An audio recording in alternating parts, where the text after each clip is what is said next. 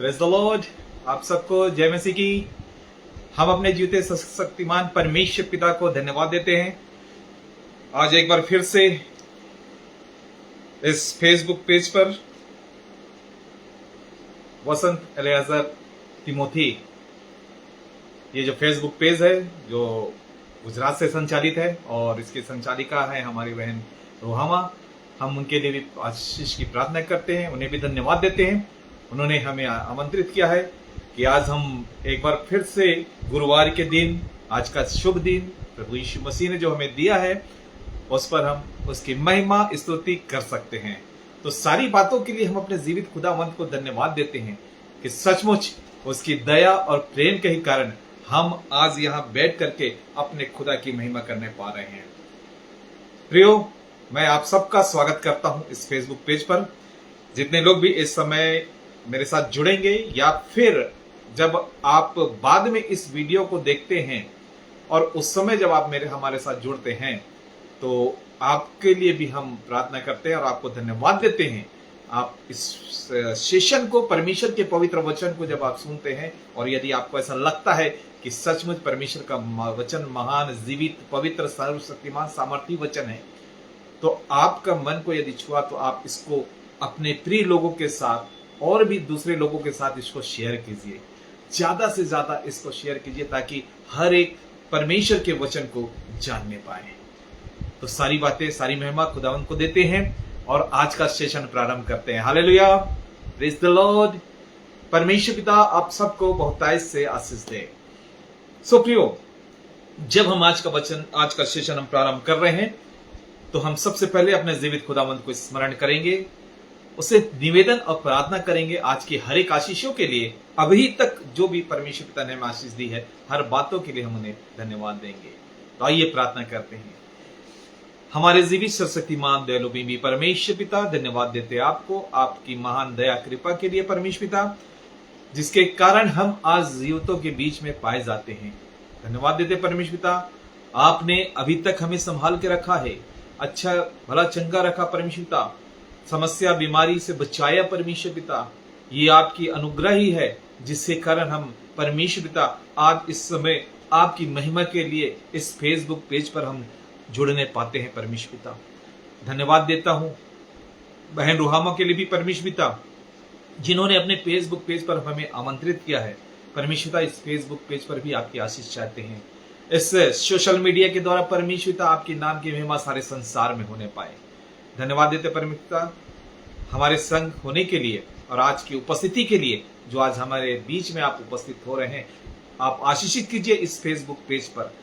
यहाँ पे जो भी नेटवर्क का प्रॉब्लम है, मौसम की खराबी कारण किसी प्रकार की भी कोई समस्या ना आने पाए, बल्कि आज आपका पवित्र कलाम हमारे द्वारा सारे लोगों के पास बिना रुकावट, बिना समस्या के परमेश्वर पहुंचाया जा सके। धन्यवाद देता परमेश्वर एक बार फिर से इस जीवन के लिए। आपने मुझे इस योग्य किया है कि मैं आपके पवित्र वचन को लेकर के आपके लोगों के बीच में खड़ा हो सकता हूँ। परमेश्वर पिता, आज जो भी वचन हम पढ़ते हैं, सुनते, सीखते हैं परमेश्वर, वो सारा वचन आपकी ओर से होने पाए।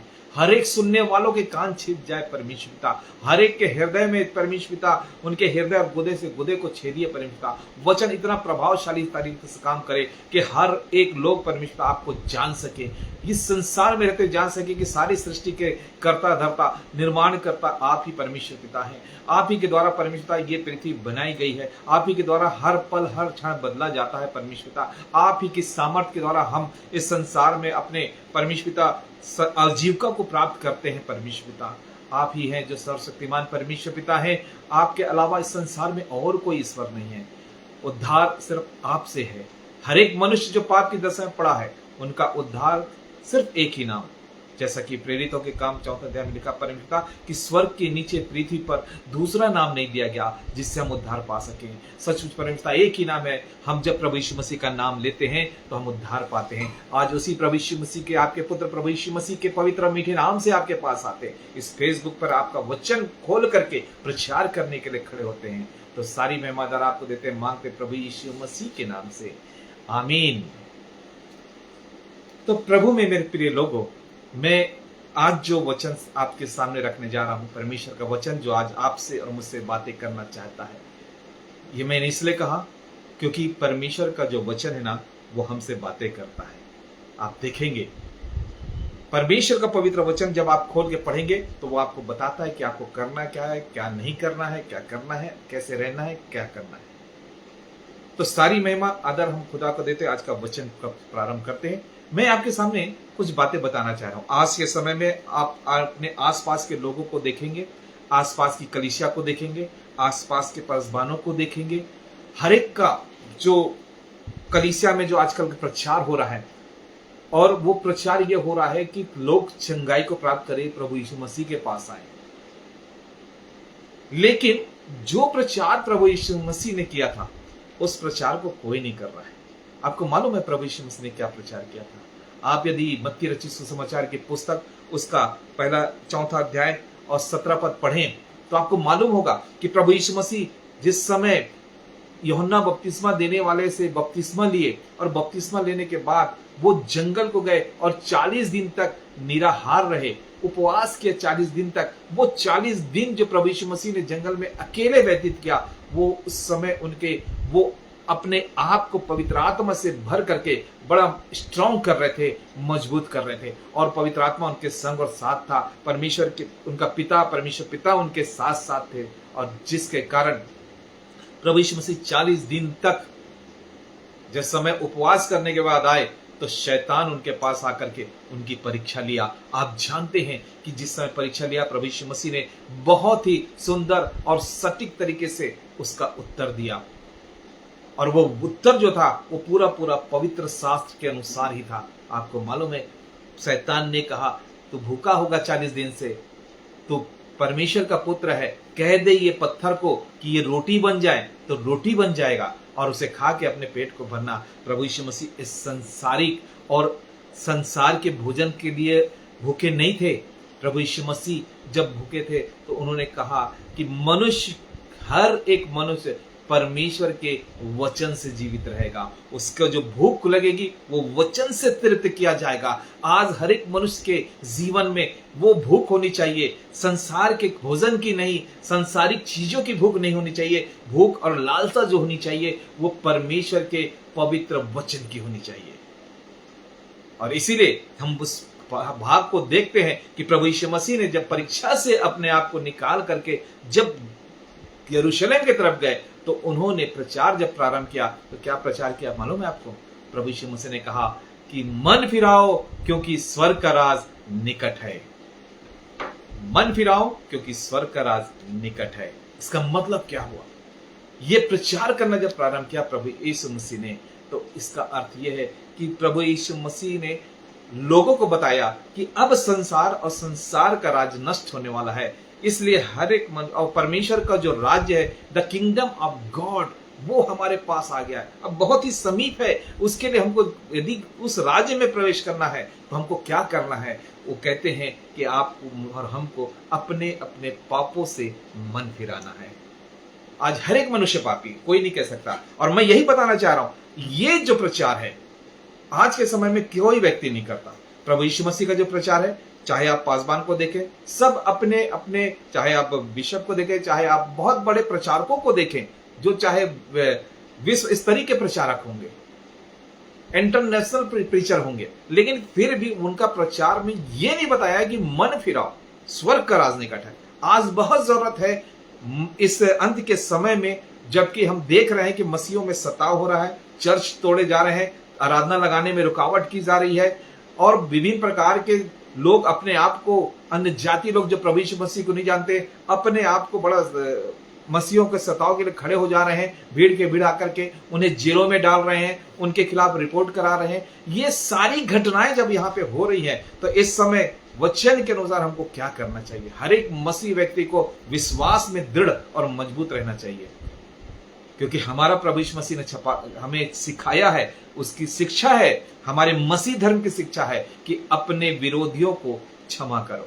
सबसे बड़ा गुण आपको और मुझे मिला है। हमारे उद्धारकर्ता, हमारे प्रभु यीशु मसीह ने हमारे लिए शिक्षा दे दी है कि हर एक मनुष्य अपने बैरी, अपने विरोधी, अपने शत्रु को क्षमा करे।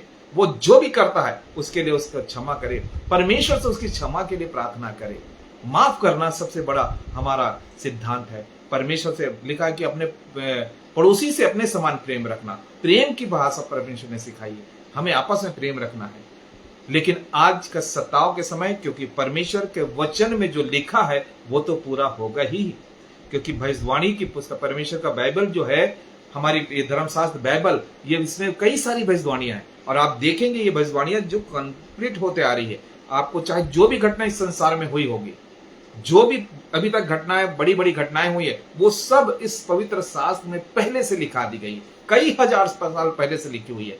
जरूरत है हमको उसको पढ़ के समझने की, तब हम आने वाली बातों को समझ सकेंगे और जान सकेंगे कि आने वाले समय में क्या घटना घटने वाली है। प्रभु में मेरे प्रिय भाई बहनों, प्रभु यीशु मसीह के इस अंत के समय में बताया, प्रभु यीशु मसीह मत्ती 24 के अध्याय को जब आप पढ़ते ना, तो अंत के समय में क्या क्या घटनाएं होंगी बता रहे हैं। भोई ढोल होगा, भूकंप आएगा, आप देखिए भूकंप आ रहे हैं, बाढ़ आएगा, बाढ़ आ रहे हैं, लोग नष्ट किए जाएंगे, मारे जाएंगे, 2 देशों में युद्ध होगा। आप देखिए कितने देशों में आजकल युद्ध चल रहा है, और जहां तक हो सके तीसरी महायुद्ध की, विश्व युद्ध की तैयारी हो गई है, 3rd वर्ल्ड वॉर की तैयारी हो गई है। ये सब बातें पवित्र शास्त्र हमारी बाइबल में पहले से लिखी हुई है।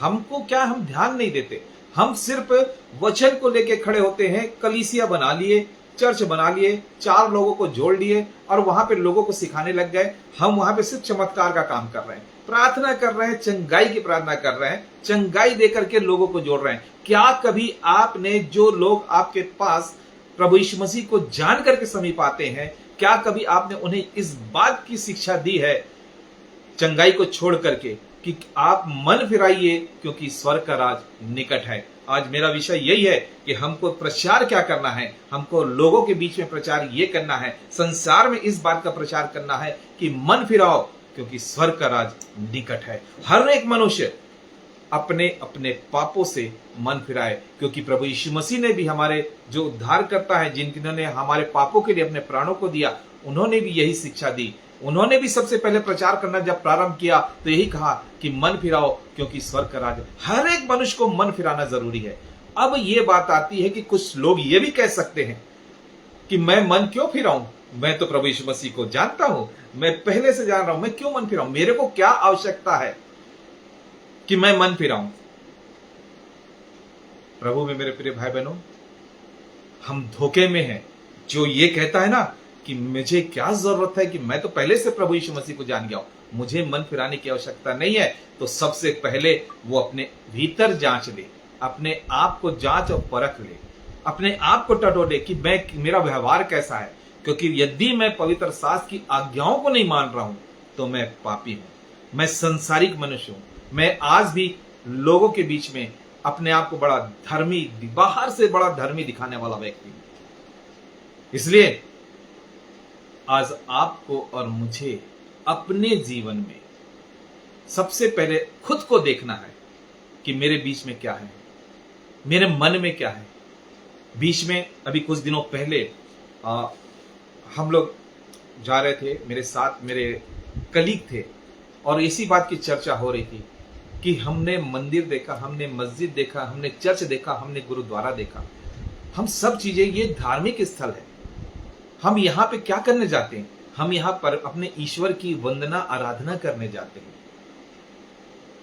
लेकिन हम इस बात को भूल जाते हैं कि वो सब चीजें तो मनुष्य, जो मंदिर है मनुष्य के हाथ का बना हुआ है, चर्च बना है मनुष्य ने बनाया है, आदमी ने बनाया है, गुरुद्वारा मनुष्य ने बनाया है, और मंदिर, मस्जिद, चर्च, गुरुद्वारा, जितने भी धार्मिक स्थल बनाए गए हैं, वो जहां जिस स्थान में भी बनाए गए होंगे उनको मनुष्य ने बनाया, और वहां पर हमने अपने खुदा के लिए एक इबादत गाह बना दी है। दरअसल वो प्रार्थना का घर है। वहां हम सिर्फ ईश्वर को ये कल्पना करते हैं कि वहां पर हमारा ईश्वर उपस्थित होता है, प्रेजेंस ऑफ गॉड वहीं पर है, और इसलिए हम वहां जाते हैं। लेकिन हमारी बाइबल, पवित्र शास्त्र ये बताती है कि परमेश्वर पिता ने सारे संसार की जब सृष्टि की तो 5 दिन में की, 6वें दिन उसने जब बनाया तो उसने अपना घर बनाया। परमेश्वर का वचन कहता है कि मैं मनुष्यों के बनाए हुए ईंट और मिट्टी से बनाए हुए घर में नहीं रहता, मैं रहता हूं अपने बनाए हुए घर में, क्योंकि छठवें दिन परमेश्वर ने मनुष्यों की सृष्टि की थी। मतलब यह है कि हम जो हैं, हम अपने खुदा का, हम अपने ईश्वर का घर है। हमारा शरीर का कण कण परमेश्वर की महिमा के लिए बना है, ईश्वर की आराधना के लिए बना है। आप कुछ भी पूजिए, कुछ भी इबादत कीजिए, लेकिन यदि आप अपने भीतर, अपने मन में हर प्रकार की बुराई, जलन, बैर और पाप और गाली और द्वेष, ईर्ष्या, जलन सब रखे होंगे, तो आपका आराधना करना, आपका अपने ईश्वर की पूजा करना व्यर्थ है। क्योंकि यदि आप अपने मन में सब रख करके बाहर जाके पूजा कर रहे हैं, तो बाहर तो आपका बनाया हुआ देवता है, आपके बनाए हुए मंदिर और चर्च है। आप वहां जाकर के आप लोगों को दिखाते हैं, लेकिन अपने भीतर झांक कर नहीं देखते। आज मनुष्य को अपने भीतर झांकना है, देखना है। क्योंकि कुरिन्थियों की पत्री में जब आप पढ़ते हैं, इब्रानियों की पत्री 3 अध्याय 5वां पद को जब आप पढ़ेंगे ना, तो वहां पे लिखा है कि परमेश्वर का घर हम हैं। क्या कौन है? हम हैं। हम परमेश्वर का घर है। 1 कुरिन्थी 3 अध्याय 16 पद पढ़िए, क्या लिखा है? कि लिखा है कि क्या तुम नहीं जानते कि तुम्हारी देह मतलब योर बॉडी, ये शरीर क्या है? परमेश्वर का मंदिर है, और इसमें परमेश्वर का आत्मा वास करता है। तो परमेश्वर ने अपने स्वरूप में आपको और मुझे बना करके हमारे मन में, हमारे हृदय में रहने के लिए अपना घर बना लिया। उसका, हमारा जो शरीर है परमेश्वर का मंदिर है। यही चर्चा हम जब करते जा रहे थे अपने कलीग के साथ में, तो हम लोग बात करते करते मैंने उन्हें समझाया, बताया कि हमको क्या करना है। हम यदि अपने इस चर्च को, मंदिर को, मस्जिद को, गुरुद्वारे को कितना साफ सफाई रखते हैं। क्यों? क्योंकि हम जानते हैं कि हमारा ये इबादत गाह है। तो जैसा हम वहां सफाई करते हैं ये सोच करके कि हमारा खुदा वहां पर है, हमारा ईश्वर वहां पर है, हमारा परमेश्वर, हमारा भगवान वहां पर है, तो हम उस शरीर को जो उसने हमें बनाया उसको साफ सुथरा क्यों नहीं रखते? क्योंकि हम क्या करते हैं, बाहर से तो बड़े अच्छे कपड़ा पहन लेंगे, बाहर से बड़े साफ सुथरे हो जाएंगे, लेकिन हमारे भीतर में, हमारे मन में क्या बुरी बुरी कल्पनाएं भरी रहती है, क्या बुरे बुरे विचार रहते हैं, वो गंदगी भरी रहती है, उसको साफ नहीं करते। आपने कभी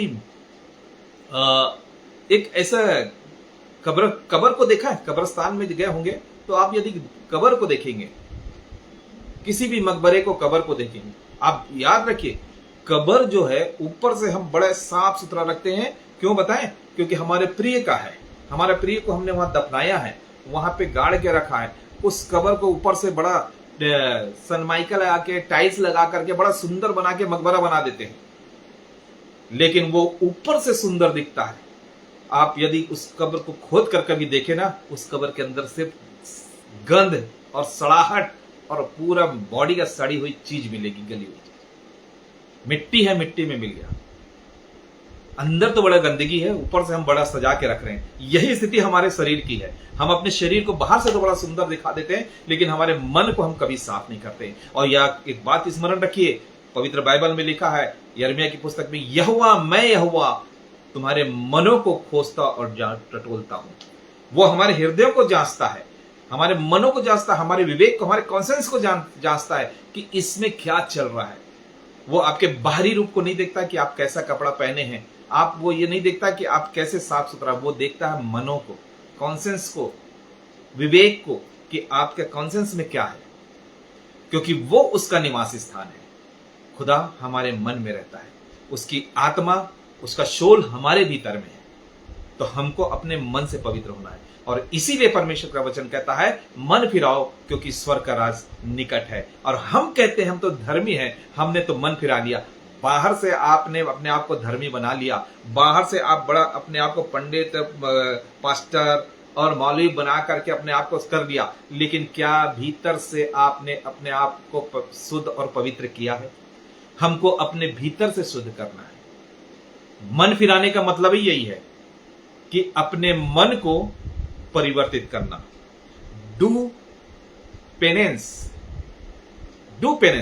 अपने आप को परिवर्तित करिए। यदि मैं पिछला जीवन, मैंने अपने मन में बहुत सारी चीजें रखी होंगी, बुरा, पाप, बुराई सब रखा होगा, मेरे मन में किसी के प्रति जलन भी होगा, मेरे मन में किसी के प्रति गाली भी होगी, मेरे मन में किसी के प्रति गुस्सा भी होगा, तो भी मुझे उसको निकाल के फेंकना है, क्योंकि वहां पर ईश्वर का वास है। यदि मेरे मन में ईश्वर का वास है तो मैं सच्चरित्र, सद्वान और विद्वान और सब प्रकार से भला मनुष्य बनूंगा। क्योंकि एक भला मनुष्य जो होता है, एक गुड मैन जो होता है, वो दीन होता है, नम्र होता है, वो उत्तेजित नहीं होता, वो आवेश में नहीं आता, वो किसी के बुराई के बदले बुराई नहीं करता, वो किसी से गाली के बदले गाली नहीं देता। परमेश्वर ऐसा मन चाहता है कि आप मन फिराएं, इसलिए कि हम पापों से अपने जितने भी, क्योंकि जितनी चीजें हैं ये सब पाप है, और इन पापों से हमको मन फिराना है। परमेश्वर के राज के लिए जाने के लिए, हमको परमेश्वर के राज में प्रवेश करने के लिए हमको सबसे पहली शर्त यही है कि मन फिराओ। आपको मालूम है यूहन्ना बपतिस्मा देने वाला भी जिस समय उसने प्रचार किया तो जंगल में पुकारने वाले का शब्द कहा, और उसके बाद जब उसने सदूकी फरीसियों को देखा तो कहा, हे सांप के बच्चों, तुम्हें किसने जता दिया कि आने वाले क्रोध से भागो। इसलिए मत्ती की पुस्तक, उसका जब हम पढ़ते हैं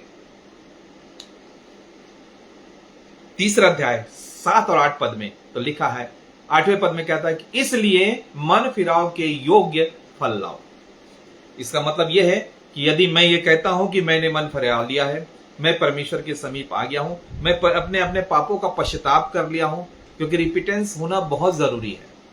इसीलिए कहता मन फिराओ, पेनेंस, डू पेनेंस। आपका मन बदलना चाहिए, पुरानी चीज को छोड़ करके आपको हर प्रकार के पाप बुराई से छोड़ करके परमेश्वर के पास आना है। आज लोग बोलते हैं धर्म परिवर्तन होता है, मैं कहता हूं धर्म परिवर्तन नहीं होता, मन का परिवर्तन होता है। लोग मन बदलते हैं,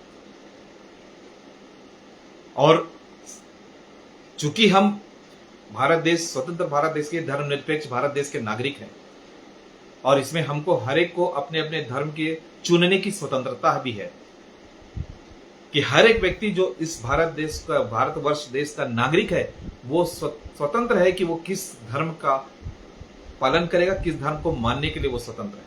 उसके लिए कोई जोर जबरदस्ती, दबाव, लालच बिल्कुल नहीं होता। लेकिन वो धर्म बदलने की प्रक्रिया शासन के अनुसार कानून व्यवस्था में लिखी हुई है कि आप धर्म परिवर्तन कर रहे हैं, एक धर्म से दूसरे धर्म में जा रहे हैं, वो धर्म परिवर्तन कहलाता है। लेकिन मैं यहां पे धर्म परिवर्तन की बात नहीं कर रहा हूं। धर्म, आप चाहे भारत में बहुत सारे धर्म हैं, आप किसी भी धर्म को मानिए, किसी धर्म में भी जाइए, कोई बात नहीं। मैं प्रचार कर रहा हूं, मैं यहां शिक्षा दे रहा हूं आज, यहां जो पवित्र बाइबल बताती है कि हर एक मनुष्य का, लिखा है कि सब मनुष्यों का मन परिवर्तन होना चाहिए। आप यदि निकाल के पढ़ेंगे कि प्रेरितों के काम 17 अध्याय, प्रेरितों के काम 17 अध्याय और उसके 30वें पद को मैं आपके सामने पढ़ता हूं। परमेश्वर का वचन क्या कहता है, लिखा है, इसलिए परमेश्वर ने अज्ञानता के समयों पर ध्यान नहीं दिया, पर अब हर जगह सब मनुष्यों को, सिर्फ एक को नहीं बोल रहा है, सिर्फ आपको नहीं बोल रहा है, सिर्फ ईसाई को नहीं बोल रहा है, सिर्फ यहूदी को नहीं बोल रहा, बल्कि लिखा है सब मनुष्यों पर, मतलब ऑल ह्यूमंस, सब मनुष्यों को मन फिराने की आज्ञा देता है। परमेश्वर पिता इस समय, हम कहते हैं ना कि क्यों कह रहा, मेरा कहने का मतलब है मन फिराना मतलब यह है कि परमेश्वर पिता चाहता है कि हर एक मनुष्य अपने अपने पापों से मन फिराए, चाहे वो किसी जाति, किसी धर्म, किसी भी कास्ट का, किसी भी देश का, कहीं का भी राज्य का नागरिक हो, या जो भी हो, किसी भी रंग का हो। परमेश्वर पिता ये चाहते हैं कि हर एक मनुष्य अपना अपना पापों से मन फिरा ले। और पापों से मन फिराने का मतलब यह है कि पापों से मन फिराने के बाद हमारे काम कैसे होना चाहिए, क्योंकि लिखा है उसके योग्य फल लाओ। परमेश्वर के वचन में यदि आप पढ़ते हैं, प्रेरितों के काम की पुस्तक को जब आप पढ़ते हैं ना, तो 9वें अध्याय प्रेरितों के काम, the book of acts, chapter 9 में आप यदि आप पढ़ेंगे उसका, तो वहां पे शाऊल के मन परिवर्तन के विषय में लिखा है। एक व्यक्ति शाऊल, सबसे अच्छा उदाहरण मन परिवर्तन के संबंध में शाऊल के द्वारा पवित्र शास्त्र में मैं दूसरे का नहीं बता सकता, होंगे बहुत सारे, लेकिन आज आप उस चीज को देखिए। शाऊल जो था ऐसा व्यक्ति था जो वहां पर के राजाओं के द्वारा जो मसीह को मानने वाले लोग थे, जो प्रभु यीशु मसीह के अनुयायी थे, उनको वो पकड़ करके जेल में डालता था, उनको सताता था। क्यों? वो वहां के राजा से एक राजपत्र लेके रखा था, एक फरमान उसके पास था, उसके पास ये पावर दिया गया था कि वो किसी भी व्यक्ति को जो प्रभु यीशु मसीह का नाम ले रहा है उस समय में वो पकड़ करके डाल देता था, उसको सताता था, कोड़े लगवाता था, जेल में डालता था, बहुत सताव करता था। ऐसा व्यक्ति जब एक बार प्रभु यीशु मसीह का दर्शन पाया, आपको बता रहा हूं, उसका मन बदल गया। लोग वहां के जो उसको देख करके डरते थे, जब वो निकलता था सैनिकों के साथ में, सिपाहियों को लेके जाता था लोगों को सताने के लिए, पकड़ने के लिए मसीह विश्वासी लोग को, तो जब वो निकलता था तो उसको लोग देख करके छुप जाते थे। लेकिन जब वो देखे कि वो आकर के अब क्या कर रहा है, जो लोगों को सताता था, जो प्रभु यीशु मसीह के नाम लेने वालों को सताता था, वो खुद अब प्रभु यीशु मसीह का नाम लेके प्रचार कर रहा। हालेलुया! ये है मन परिवर्तन। और लोग उसको देख करके बड़े अचंभित हो गए, आश्चर्यचकित हो गए कि ये कर क्या रहा है। ये कल तक तो लोगों को पकड़ता था, जिन लोगों को पकड़ता था और जिसके नाम कर लेने वालों को पकड़ता था, आज वो खुद उसी के नाम से प्रचार कर रहा है, उसी के नाम की महिमा कर रहा है, उसी की। ये है मन परिवर्तन। और आपको बताऊं, पौलुस ने शाऊल ने, उसके बाद उसका नाम पौलुस हुआ, और पौलुस ने पवित्र शास्त्र की बाइबल हमारी जो है उसमें बहुत सारी पत्रियां लिखी है, 13 से 14 पत्रियां उसी की पाई जाती है।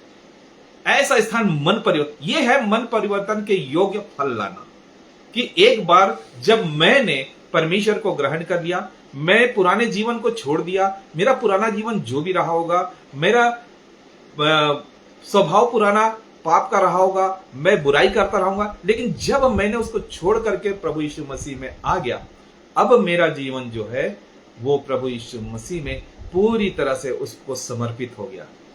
ये मन परिवर्तन है। सिर्फ ये नहीं कि मैं पास्टर साहब के पास गया, पास्टर साहब ने मुझसे कहा क्या बात है, मैंने बताया मेरे परिवार में ये समस्या है, मुझे ये समस्या है, मुझे तकलीफ है, मुझे बीमारी है।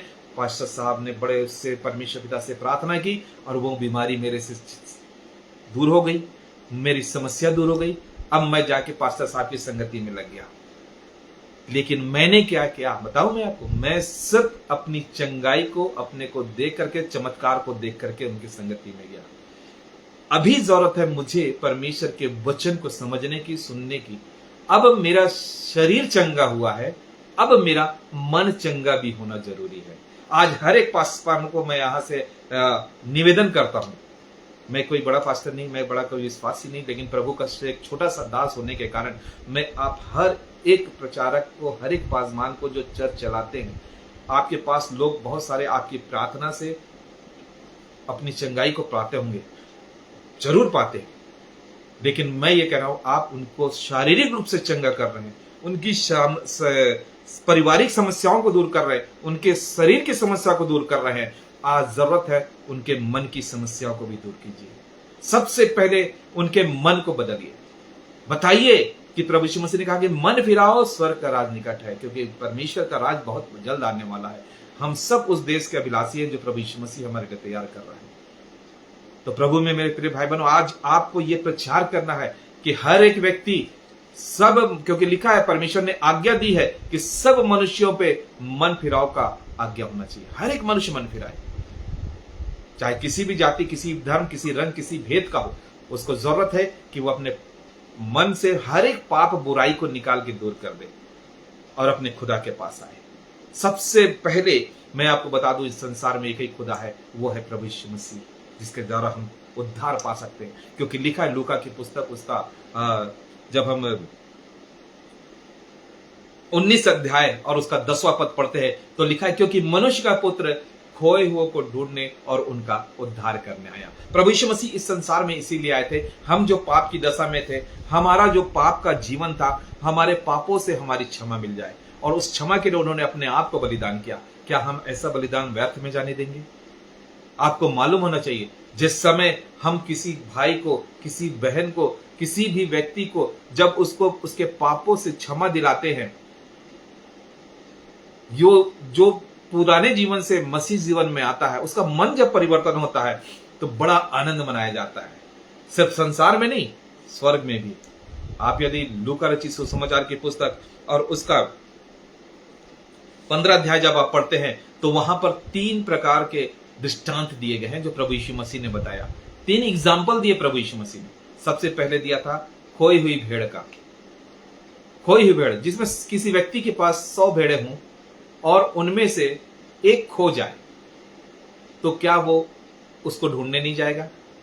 तो लिखा है कि वो उस 99 को छोड़ करके उस एक को ढूंढने जाएगा और जब तक नहीं मिलेगी तब तक ढूंढता रहेगा, और जब मिल जाती है तो उसे लेके वापस आता है और आनंद मनाता है।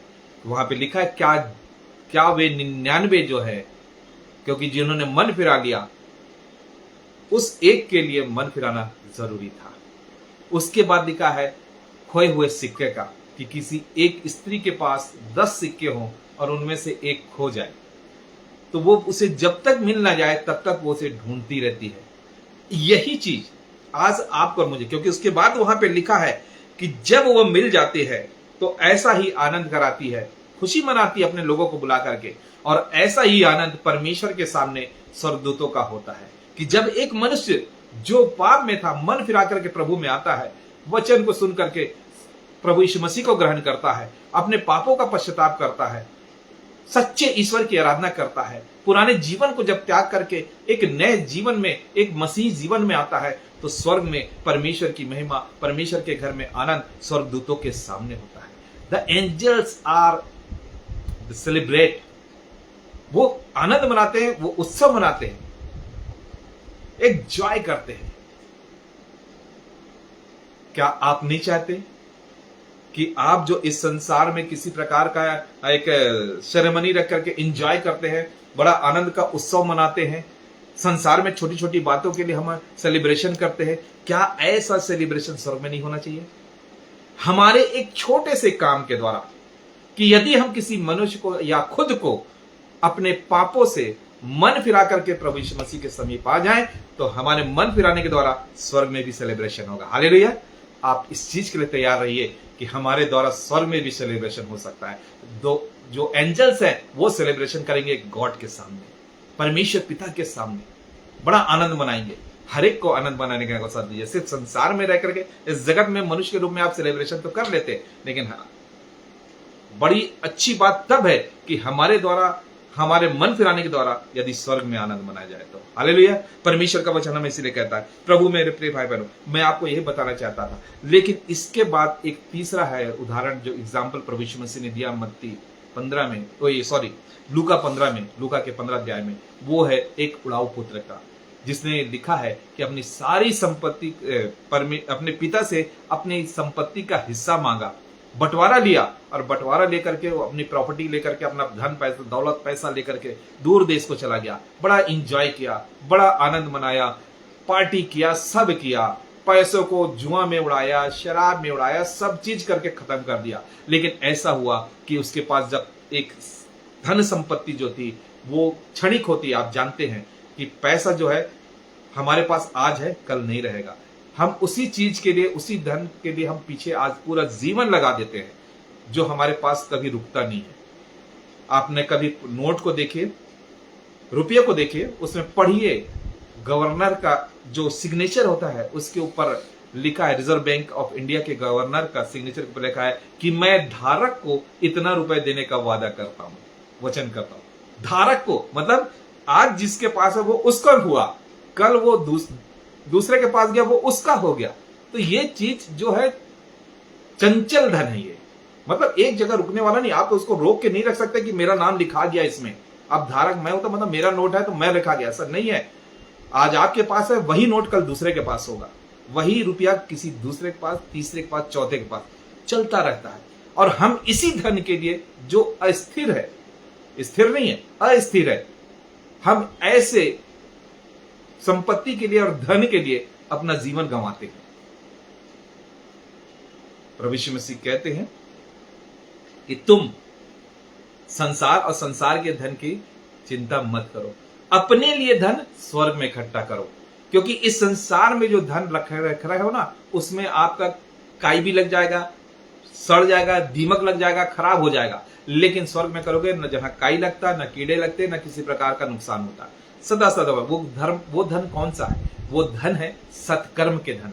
जितने भी आप अच्छे कर्म करेंगे, जितने भी भलाई के काम करेंगे, वो एक धन के रूप में स्वर्ग में जमा होते हैं। तो प्रभु मैं यही बताना चाह रहा था कि वो व्यक्ति जो था, पुत्र जो था, अपने पिता से अपना हिस्सा बंटवारा लेकर के दूर देश को चला गया और वहां पर जाके सारी संपत्ति वो इधर उधर बेकार में खर्च कर दी। अब उसके पास कुछ नहीं बचा, खाने के लिए नहीं था उसके पास।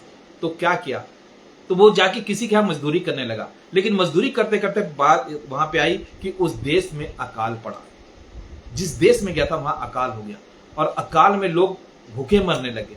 ऐसी स्थिति में वो क्या किया?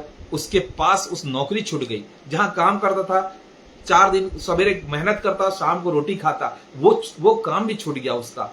अब क्या करे?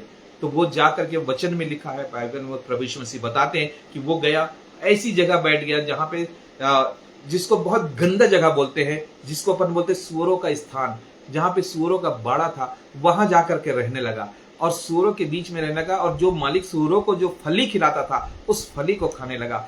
आप जानते हैं कि जहां सूअर रहते, कितनी गंदगी स्थान रहती है, कितना गंदा, कितना बदबूदार स्थान रहता है। वहां पर वो रहने लगा, वहां पे रुका। वहां पर बैठे बैठे उसके मन में एक विचार आया कि मैं यहां पर भूखा मर रहा हूं, मेरे पिता के घर में तो बहुत सारी आनंद और अच्छी अच्छी वस्तुएं हैं, अब मैं क्या करूंगा? तो उसके मन में जो बातें आई मैं आपको बता रहा हूं। वो ये सोचा, मैं अब अपने पिता के पास जाऊंगा। पहली बात उसने मन में बदला, उसका मन बदला कि मैं अब यहां नहीं रहूंगा, अब मैं फिर से अपने पिता के पास जाऊंगा और अपने पिता से कहूंगा कि मैंने तेरी दृष्टि और परमेश्वर की नजर में पाप किया है, मुझे क्षमा कर दे, मैं इस योग्य नहीं हूं कि तेरा पुत्र कहलाऊं। ये जो आत्मग्लानि का भाव आया उसके मन में, उसे अपनी गलती का पश्चाताप हुआ। यह है मन परिवर्तन, कि उसका मन बदला कि हां सचमुच मैंने बहुत बड़ा पाप कर दिया, मैंने बहुत बड़ी गलती कर दी कि मैं अपने परमेश्वर की संगति को छोड़ करके संसार में पाप और बुराई में पड़ गया और अपने विलास की स्थिति में आ गया। सोचा कि संसार का धन मेरे से सब कुछ मिल जाएगा, लेकिन वो सब कुछ क्षणिक होता है। संसार का धन, संसार का लोभ सब क्षणिक होता है। आज आपके पास थोड़ी देर के लिए रहेगा, कल के आप नहीं जानते कि आपके पास पैसा रहेगा कि नहीं रहेगा। आज जो संपत्ति आपके पास, आप नहीं कह सकते कल रहेगी कि नहीं रहेगी। लेकिन ये जो परमेश्वर का वचन है, वो सोचा कि मैंने गलत किया और वही चीज उसके मन का परिवर्तन का कारण बनी। जब आपको किसी बात की आत्मग्लानि होती है, आपको एहसास होता है कि हाँ ये चीज गलत है, ये बात गलत थी जो मैंने की है, वो गलती करना, गलती का एहसास होना एक चीज है, लेकिन उस गलती को मानना उससे भी बड़ी बात होती है कि हाँ मैंने गलत किया।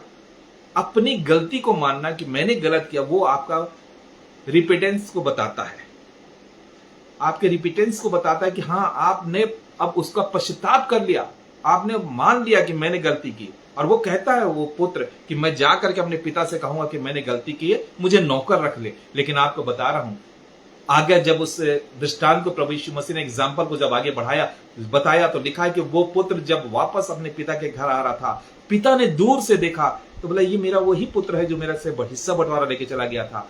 पिता तुरंत दौड़ते गया और उसे उठा करके गले लगाया और अंगूठी पहनाई, अच्छे अच्छे कपड़े पहनाए। बोले बेटा तू आज भी मेरा पुत्र है, ये मेरा वो पुत्र है जो खो गया था और आज फिर मिल गया है। आज आप पर मुझे मन परिवर्तन करना जरूरी है, मन का फिराना बहुत जरूरी है। मन फिराइए। हमारा मन चाहे संसार की चीजों में लगा, उससे मन फिरा लीजिए। हमारा मन किसी की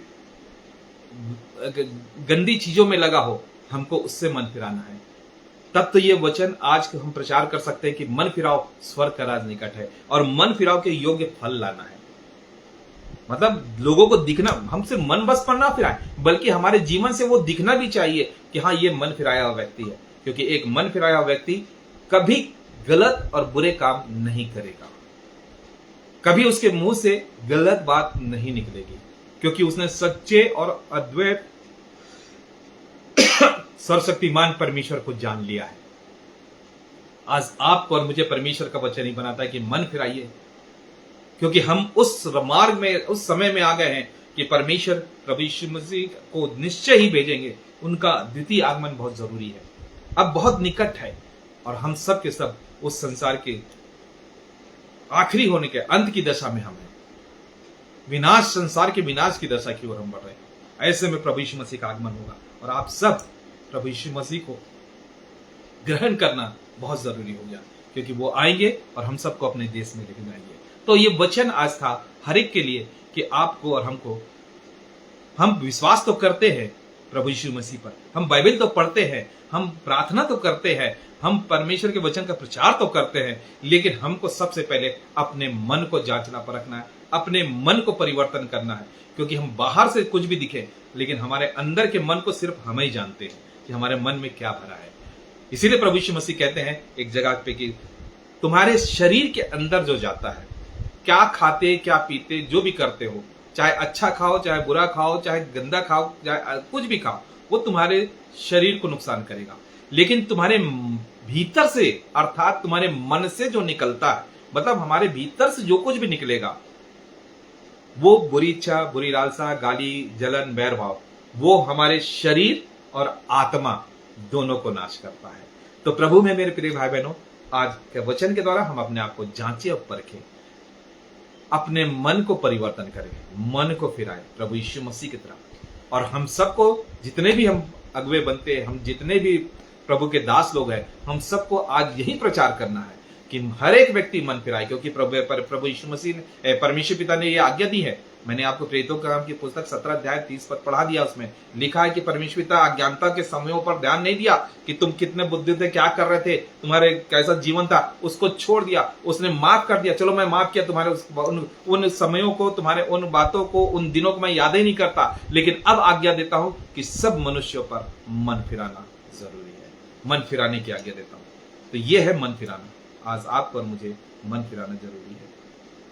हमारा धर्म परिवर्तन तो हो गया, हमारा जीवन का बदल तो गया, लेकिन मन को नहीं बदले। आज आप मन से बदलिए। परमेश्वर पिता इस वचन के द्वारा आप सबको बहुत ऐसे आशीष दे। मैं आशा करता हूं कि आपको आज का वचन जो है, परमेश्वर का पवित्र वचन अच्छा लगा होगा और आपको कहीं ना कहीं छुआ होगा। तो यदि आपको ऐसा लगता है तो कृपया इस वचन को और दूसरों तक भी पहुंचाइए। एक बार फिर से सारी बातों के लिए अपने जीवित सर्वशक्तिमान परमेश्वर पिता को धन्यवाद देता हूं। आप सबको जय मसीह, हालेलुया, प्रेज द लॉर्ड। प्रभु आप सबको बहुत से आशीष दे और इस वीडियो को ज्यादा से ज्यादा शेयर कीजिए। धन्यवाद। जय मसीह।